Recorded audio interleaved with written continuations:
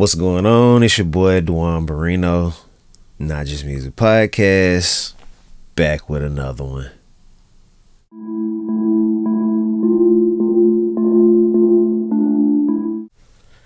Alright, let's get into it. Today's compression talk is going to be about the FetCB. Listen, very free. I know that's why you are here. That's totally fine.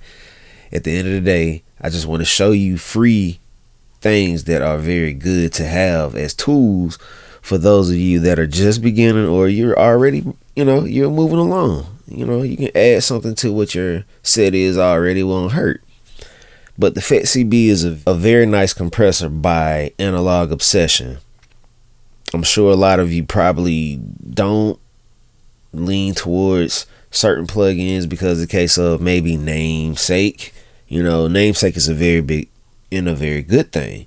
But at the same time, sometimes you try to follow and model others to mimic a sound in nature for what they do it for, and when you really need to learn and come up with your own kind of concept. It's okay to break rules. It's not like a rule book that's really set. There are certain parameters and things that you may look into that may change along the way, but at the same time, your ears are still going to tell you the story. The ears are where, that's what we need to train more on. Okay. But again, the compressor, the FetCB is it's very nice. Let's check it out. I'm going to cut it on and off. I'm going to show you a couple things that I did and what I'm using it for. Currently is on a bass guitar track. Okay, so let's take a listen to that.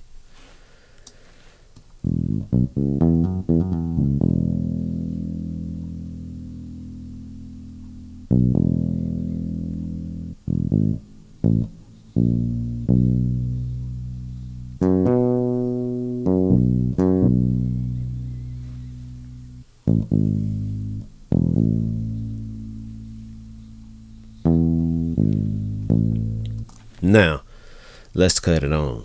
Now, let's hear what I did to it so far. This is cutting it on. Let's engage it. Here we go.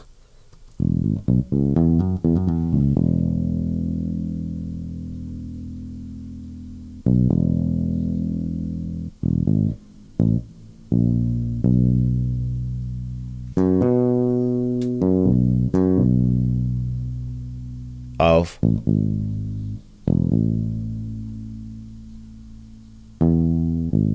On.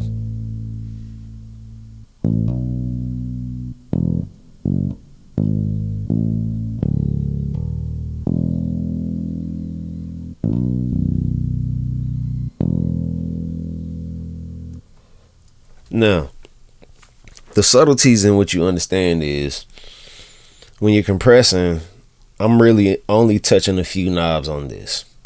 The first thing I'm touching is, of course, my threshold. I will always adjust my threshold to be nowhere near engaging the compressor. Then I'll start to work my way into it.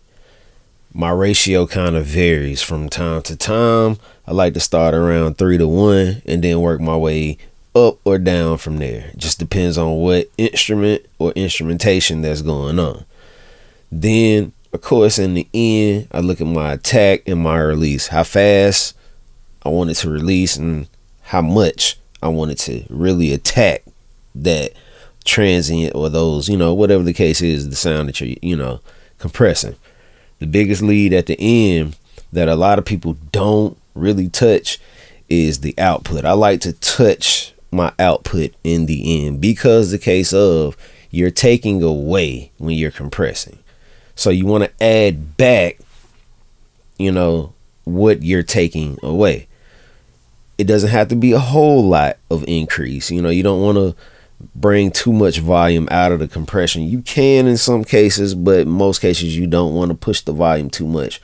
The case of, when you're ducking that much from that sound or that transient. At the end of the day, Analog Obsession did a great job with this. I will leave a link below. You need to check this out. Put your own ears to it. It's not about what I say, it's more so about what you feel, because that's what it's going to come down to at the end of the day with all of the music that you're going to make. Be open to it, as again, this is free. This is very free. And all in all, if you feel, leave your comments below. Let me know what you think about it. If you've done something different with it, please share that. At the end of the day, we all are in this one community. We should all be sharing. Sharing is caring, all right? If you like what you've seen, hit the like button below. Subscribe. See you next time.